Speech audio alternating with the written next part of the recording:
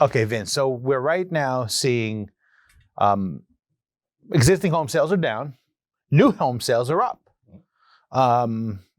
Values are kind of holding, depending where we are around the country. I believe that builders are artificially inflating values by doing some of the maneuvers that they have to kind of do things other than cut price.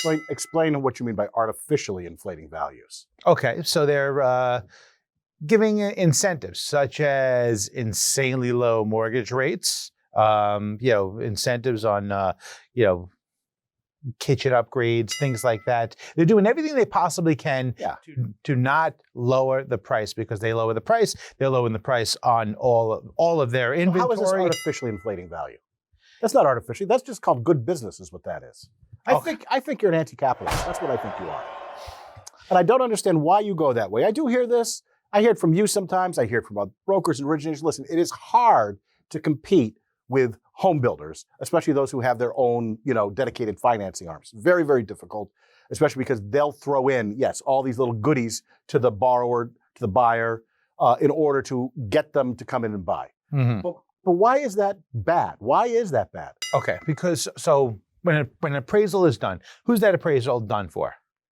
It's done for the buyer. Oh, it's done for the lender. The lender's actually lender, It's make sure it's worth that. Yeah, correct.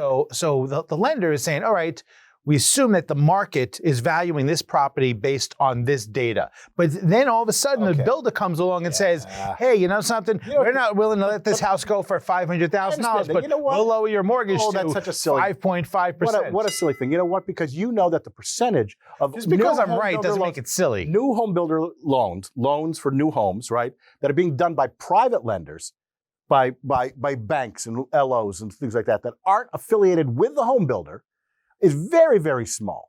Most home builders right now are financing through themselves. So you know who they're saying is worth this value is worth it? It's to themselves. And they're going, yep, we think it is.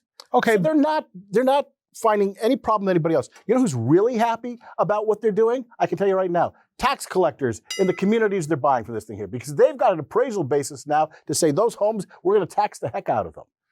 Mm-hmm. That's somebody who's going to love this. So the municipalities are happy. I get it, but at the end of the day, are consumers paying actually a higher price for an inflated value? I don't think so. Because there's a maximum. Things are worth what someone's willing to pay for it. So if they're willing to pay for it, then that's what it's worth. Would you say actually at least that there is a distortion in values because of this? I wouldn't say that. No, I wouldn't even say that. I would say, because look, everything comes with little incentives to get things done. I don't think this is a distortion in value. I think the thing that would tell us if there was if all of a sudden we saw lots of reports coming out saying, you know what, here are homes that were built in the last 4 years. Somebody bought them, they went to sell it 2 years later, and they're all taking a bath. And none of that's coming out. So that's not there. I don't think that's true, that it's a problem.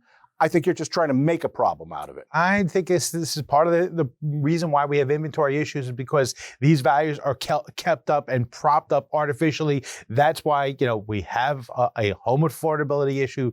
We have a home affordability issue for a lot of reasons, not because the home builder decided to put granite countertops in order to get the vendor. I don't think that's. Of course, they also gave low mortgage rates.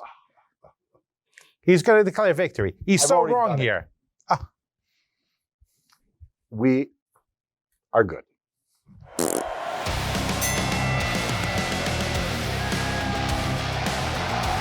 For more on these and all of today's top stories, go to nationalmortgageprofessional.com.